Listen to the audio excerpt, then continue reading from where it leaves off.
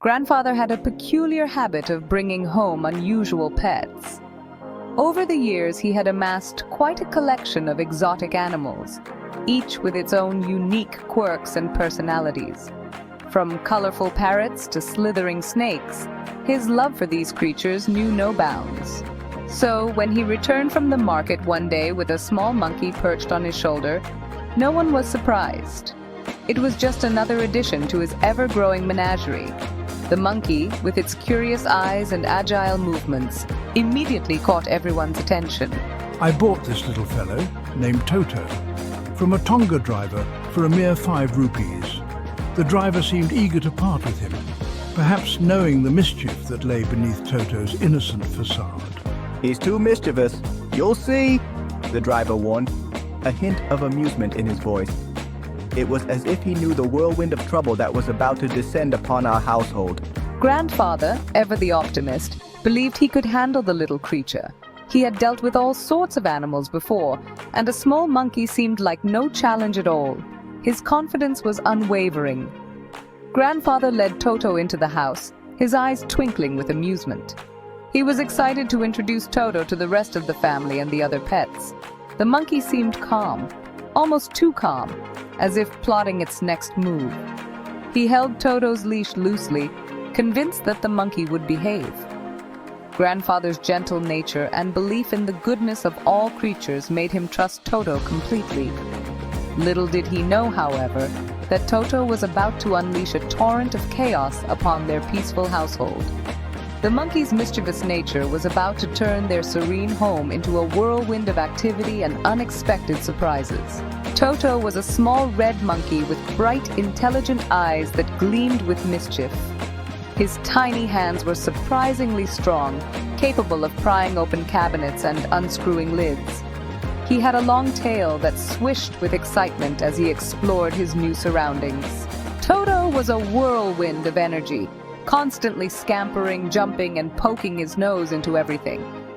From the moment he arrived, Toto wreaked havoc. He swung from the curtains, chewed on furniture legs, and pulled at anything that caught his fancy.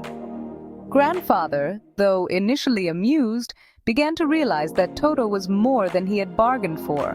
Grandmother, who had a strict sense of order, was not pleased with the new addition to the family. She had warned Grandfather against bringing home any more animals, and Toto was the last straw. "A monkey in the house? This is no place for a wild animal." Grandfather and I tried to calm her down, assuring her that Toto would be kept under control. Don't worry, we'll keep him under control. We decided to keep Toto's presence a secret from Grandmother as much as possible, hiding him in my room whenever she was around. Keeping Toto confined, however, proved to be an impossible task. One afternoon while I was at school, Toto staged a grand escape.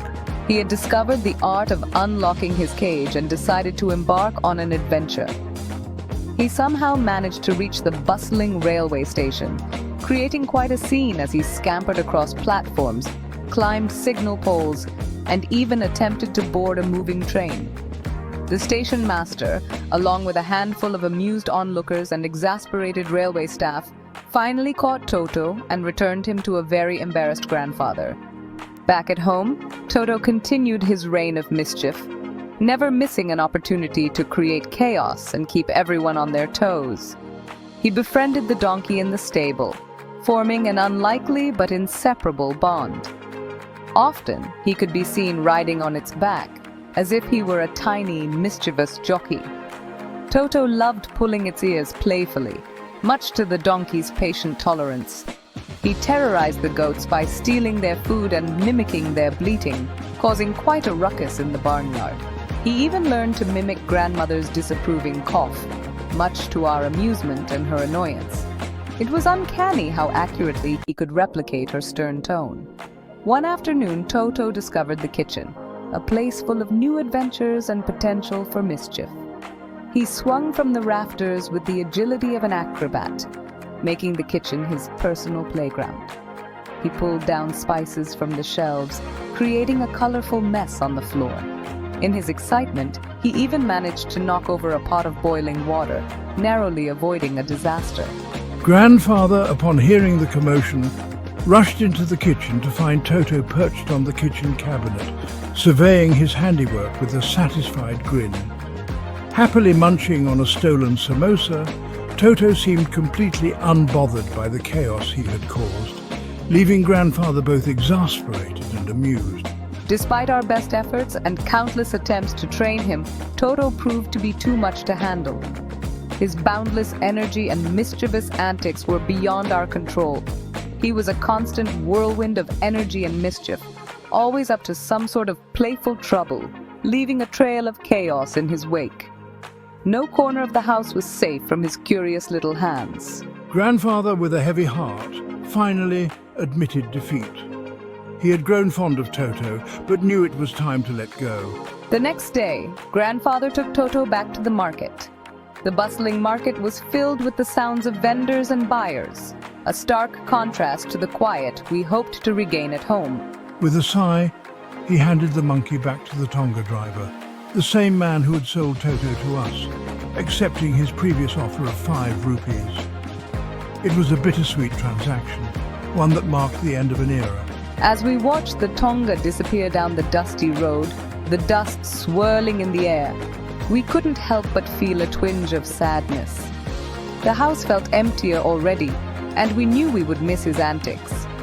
Toto, despite his mischievous nature, had a charm that was hard to resist. He had brought a certain vibrancy into our lives, a liveliness that was now gone. However, we knew in our hearts that he belonged in the wild, where he could be truly free to swing from branches and create his own brand of delightful chaos. It was where he was meant to be, and we took comfort in that thought.